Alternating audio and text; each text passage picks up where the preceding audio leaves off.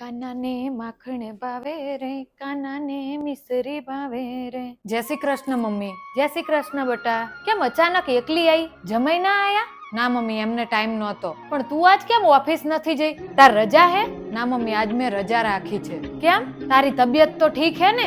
હા મમ્મી. તો પછી કેમ રજા રાખી? કેમ ના રાખી શકું? રાખી શકે ને, પણ તું ખાલી ખાલી તો રજા ના રાખી તો મને ખબર હે. તને મળવું તું મમ્મી. કેમ, શું થયું? કંઈક થાય તો જ તને મળવા આવી શકું. અરે ના ના બેટા, એવું થોડુંક હોય. તો પછી પણ તારું મૂડ કેમ નથી ઈ કે હાલ. હું તો ભગવાનને પ્રાર્થના કરું છું કે આવતા જન્મમાં મને દીકરી ના બનાવે. શુભ શુભ બોલ ને. આવું કેમ બોલસ?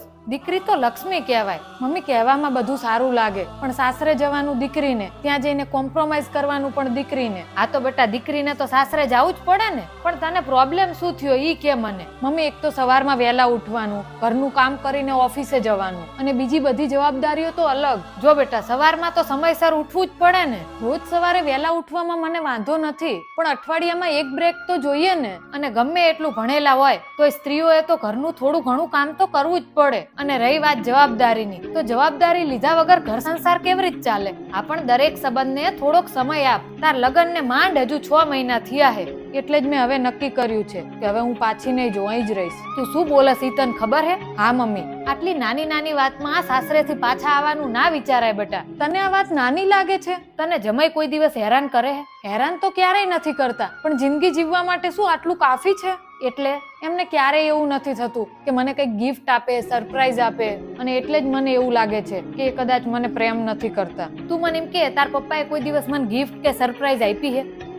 નહીં ને. તો શું તાર પપ્પા મને પ્રેમ નથી કરતા? જો બેટા, ફિલ્મી દુનિયા અને ઓરિજિનલ જિંદગીમાં આસમાન જમીનનો ફરક હોય. તું હાજી માંદી હોય અને તારી ઉપર દયા ના આવતી હોય, તને મદદ ના કરતા હોય, તો તું આવું કદાચ કે તો હું માનું, બાકી તારી આ વાત વ્યાજબી નથી. લગન પહેલા હું ઓફિસ થી આવું તો ઘરે તું કેવું બધું તૈયાર રાખતી, અને હવે ઘરે આવીને બધું કામ મારે કરવું પડે છે. તારી જેમ મારા સાસુ મારું ધ્યાન નથી રાખતા.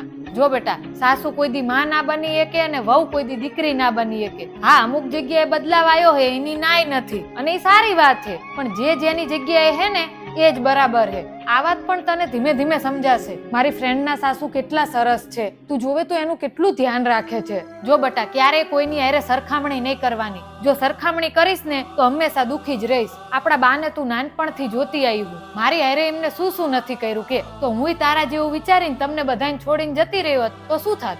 તારી વાત તો સાચી છે મમ્મી.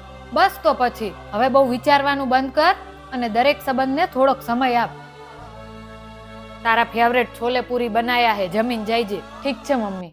मेरी माँ के बराबर कोई नहीं।